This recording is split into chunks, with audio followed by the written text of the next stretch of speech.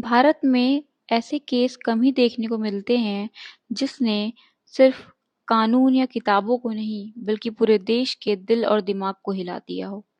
ऐसा ही केस है शीना बोरा murder case, जिसमें रिश्ते ही इतने उलझे थे कि लोगों को ये तक समझने में समय लग गया कि आखिर किसने किसको मारा है। ये कहानी सिर्फ एक साधारण सी हत्या का नहीं, बल्कि लालच, फरेब, पहचान छुपाना और रिश्तों में ऐसी दरार जिसका अंत बहुत ही भयानक हो, इस बारे में है। साल 2012। मुंबई में रहने वाली 24 साल की शीना बोरा, जो कि काफी पढ़ी लिखी थी और एक अच्छा जॉब भी कर रही थी। उन्हें एक लड़के से प्यार था जिनका नाम था राहुल मुखर्जी। राहुल मुखर्जी एक बहुत ही famous media tycoon Peter Mukherjee और उनकी पहली पत्नी का बेटा था। पीटर मुखर्जी ने दूसरी शादी भी कर रखी थी और उनकी दूसरी पत्नी का नाम इंद्रानी मुखर्जी था। इंद्रानी मुखर्जी ने सबको बताया था कि उनका एक छोटा भाई है और एक छोटी बहन। बहन का नाम शीना बोरा है। तो इंद्रानी और पीटर की शादी हो जाने की वजह से ही शीना और राहुल आपस में काफी मिलने जुलने लगे थे, क्योंकि शीना इंद्रानी की बहन थी और राहुल पीटर का बेटा। इस वजह से ये लोग एक घर में भी रहा करते थे और काफी मिलना जुलना होता था, और इसी बीच इन लोगों में प्यार हो जाता है। शीना और राहुल अब जल्द ही शादी करना चाहते थे, लेकिन इंद्रानी मुखर्जी को ये रिश्ता बिल्कुल भी मंजूर नहीं था। वो इस रिश्ते के सख्त खिलाफ थी, क्योंकि वो सबसे एक बहुत बड़ा राज छुपा कर रखी थी। सबको इंद्रानी ने बता रखा था कि वो और शीना बहनें हैं, जबकि सच इससे बिल्कुल अलग था। इंद्रानी का न कोई छोटा भाई था, न कोई छोटी बहन। मिखैल बोरा, जो कि इंद्रानी का बेटा था, वो सबको उसे अपना भाई बताती थी, और शीना बोरा, जो कि उसकी बेटी थी, वो सबको उसे उसकी बहन बताती थी, जो कि एकदम ही झूठ था। मिखैल और शीना दोनों ही इंद्रानी के बच्चे थे। इंद्रानी का पास्ट कुछ अलग ही था और चौंकाने वाला था। इंद्रानी की टोटल 3 शादियां हुई थी, और इसके पहले जब इंद्रानी आसाम में रहा करती थी तब वो लिव इन रिलेशनशिप में भी थी, और लिव इन रिलेशनशिप में रहते रहते उनको 2 बच्चे हुए थे।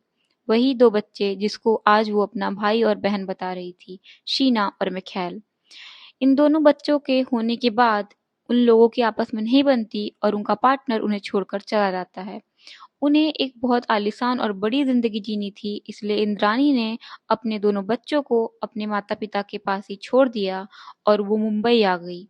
मुंबई आकर वो पहली शादी करती हैं, पर वो शादी बहुत लंबी नहीं टिकती और अलग हो जाते हैं ये लोग। लेकिन उस शादी से उनका कोई बच्चा नहीं होता। फिर उनकी दूसरी शादी होती है संजीव खन्ना से, जिससे उनकी एक बेटी होती है, विधि। फिर उनकी तीसरी शादी होती है पीटर मुखर्जी से। पीटर मुखर्जी ने इंद्रानी की बेटी विधि को कानूनी तौर पर गोद भी ले लिया था, पर किसी को भी नहीं पता था शीना और मिखैल के बारे में, जिसको इंद्रानी ने बहुत पहले ही असम में छोड़ दिया था। ना ही इंद्रानी ने कभी किसी को बताया। और जब बहुत सालों बाद इंद्रानी उन दोनों से मुंबई में मिलती हैं, तो सबको बताती हैं कि वो दोनों उनके भाई और बहन। इंद्रानी को अच्छे से पता था कि शीना उसकी बेटी है और राहुल उसके पति का बेटा। रिश्ते में वो दोनों सौतेले भाई बहन लगेंगे, और शायद इसी वजह से वो नहीं चाहती थी कि उन दोनों की शादी हो। और दूसरी वजह ये थी कि इंद्रानी को डर था कि अगर शीना उसके साथ राहुल से शादी करके उस घर में रहने लगी, तो पहले तो वो आधी प्रॉपर्टी की मालकिन हो जाएगी, और दूसरा वो कभी भी सबको इंद्रानी का सच बता सकती है।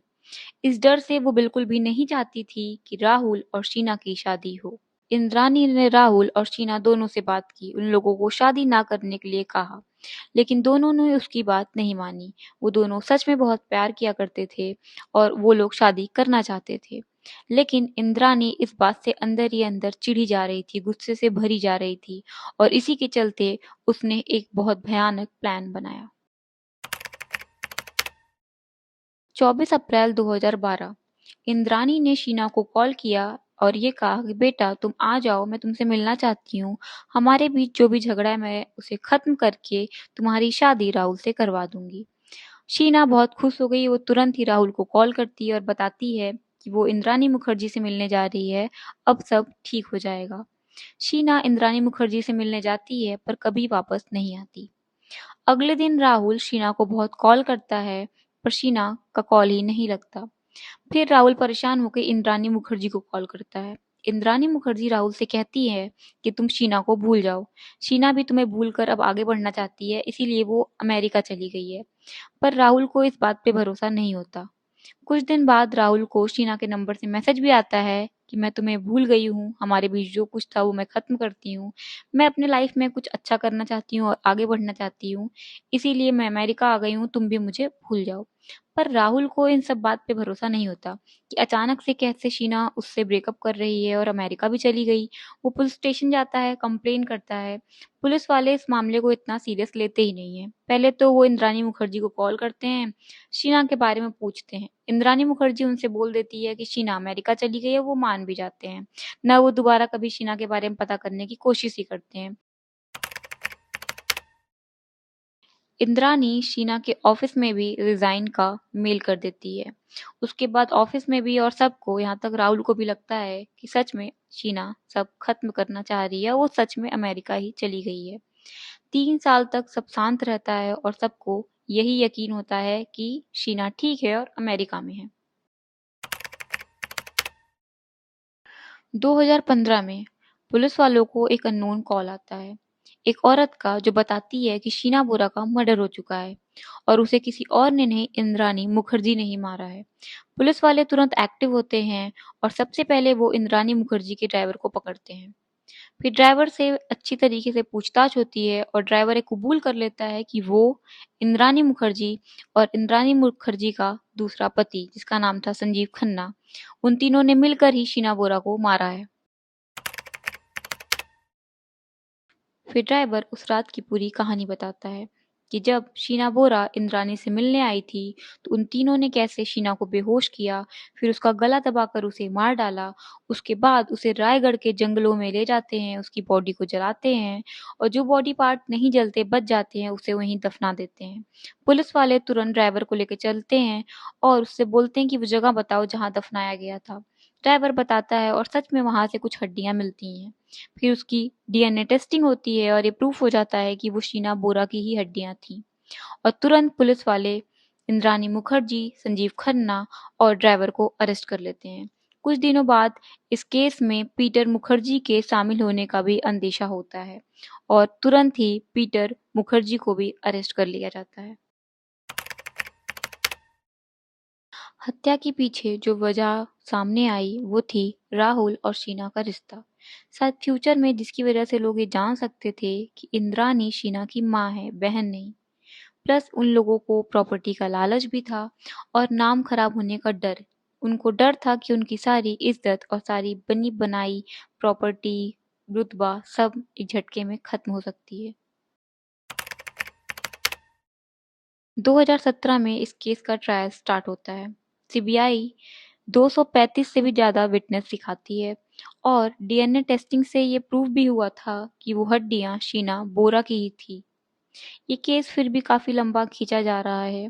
2022 में इंद्रानी मुखर्जी को जमानत भी दी गई थी सुप्रीम कोर्ट के द्वारा और अभी तक ये केस चल ही रहा है।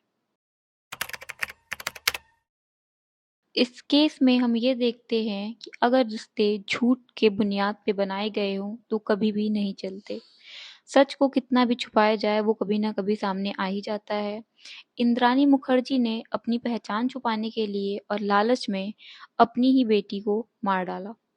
ये कहानी यहीं खत्म होती है। अगर आपको मेरी वीडियो पसंद आती हो तो प्लीज़ मेरे चैनल को सब्सक्राइब करें, वीडियो को लाइक करें और बेल आइकन दबाना बिल्कुल भी ना भूलें। अब मिलेंगे नेक्स्ट वीडियो में।